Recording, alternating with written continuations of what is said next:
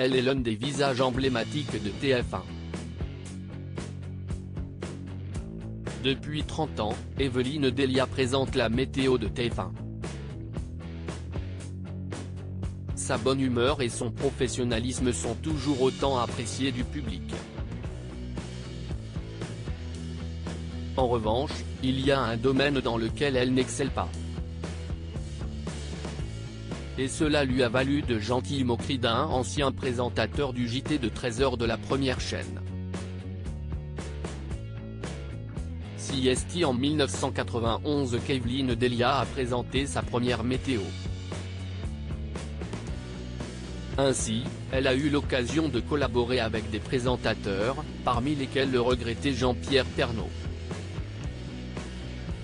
Interrogée par Gala, édition du 2 février 2023, la divine blonde de 74 ans a partagé un amusant souvenir. Nos confrères ont souhaité savoir quel don elle aimerait avoir.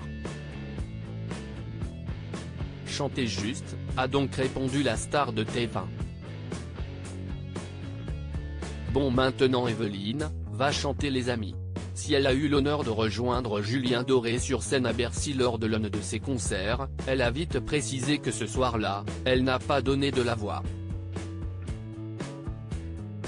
Et heureusement pour le public visiblement, car elle l'assure, elle chante mal. On m'a proposé souvent de faire Danse avec les stars, mais jamais The Voice. Mais je chante hyper faux, on riait souvent avec le regretté Jean-Pierre Pernaut quand il disait, à la fin d'un repas par exemple, bon maintenant Evelyne, va chanter les amis. Et c'était la rigolade, a-t-elle confié à Gala. Un doux souvenir de son confrère dont elle était proche. Evelyne Delia a ensuite révélé son secret inavouable. J'ai gardé dans un tiroir chez moi tous les pains de TF1. C'est rigolo car un jour, en faisant du rangement, ils se sont mis à parler, c'était la mode des pains qui parlaient. Ils sont collectors, a-t-elle déclaré. Lors de l'annonce de la mort de l'époux de Nathalie Marquet en mars dernier, Evelyne Delia avait pris la parole sur les ondes de RTL, afin de faire part de sa tristesse. La nouvelle est arrivée, brutale, soudaine.